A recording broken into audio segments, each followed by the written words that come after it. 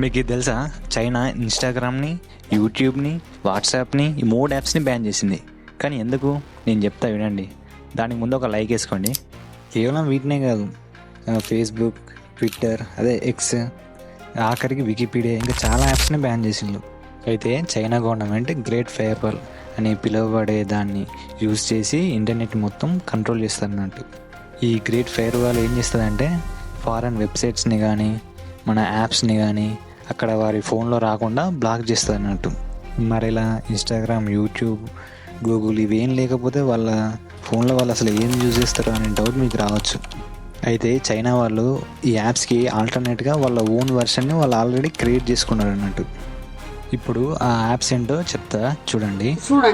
మనమేమో ఇక్కడ ఈ వాట్సాప్ యూజ్ చేస్తాం, వాళ్ళేమో వీచాట్. మనం యూట్యూబ్, వాళ్ళు యూక్యూ. మనం గూగుల్, వాళ్ళు బైడు. మన అమెజాన్, వాళ్ళు అలీబాబా. ఇంకా ఇన్స్టాగ్రామ్కి ఏమో షీ హ్యాంగ్షూ, దీన్ని ఇంగ్లీష్లో రెడ్ బుక్ అంటారట. అయితే చైనా ఈ యాప్స్ని బ్యాన్ చేయడానికి మెయిన్ 3 రీజన్స్ అయితే ఇవే. ఫస్ట్ది గవర్నమెంట్ కంట్రోల్. గవర్నమెంట్ కంట్రోల్ అంటే అక్కడ వాళ్ళ ప్రజలు ఆన్లైన్లో ఏది చూడాలనుకున్నా, షేర్ చేయాలనుకున్నా దాని ఫుల్ కంట్రోల్ గవర్నమెంట్ దగ్గరనే ఉండాలనుకుంటుంది. Second one data security. China వాళ్ళ ప్రజల పర్సనల్ డేటాని ఫారెన్ కంపెనీస్తో షేర్ చేయడం అసలుకి నచ్చదు. ఎందుకంటే గూగుల్, వాట్సాప్ వీళ్ళ పర్సనల్ డేటాస్ని స్టోర్ చేసుకొని వేరే కంట్రీస్తో లీక్ చేస్తుందేమో అని ముందు జాగ్రత్తకి వీళ్ళ కంట్రీలో డెవలప్ అయిన యాప్స్నే ప్రమోట్ చేస్తారన్నట్టు.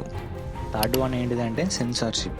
సెన్సార్షిప్ అంటే అక్కడ గవర్నమెంట్ వాళ్ళ ప్రజలు ఏదైతే చూడకూడదు అనుకుంటున్న న్యూస్ని కానీ, కంటెంట్ని కానీ మొత్తం బ్లాక్ చేస్తుంది అన్నట్టు. ఈ 3 రీజన్స్ని చూపెట్టి చైనా గవర్నమెంట్ ఫారెన్ యాప్స్ని బ్యాన్ చేసింది. ఇంకా వాళ్ళు అసలు ఇన్స్టాగ్రామ్, యూట్యూబ్ యూజ్ చేయాలంటే కొందరు వీపీఎన్ని యూజ్ చేసి చేస్తారట. దాన్ని కూడా చైనా గవర్నమెంట్ డిటెక్ట్ చేస్తుందంట. మేబీ ఇందుకే వచ్చి చైనా ఎంత డెవలప్ అయింది. మీరేమనుకుంటున్నారో కింద కామెంట్లో చెప్పండి.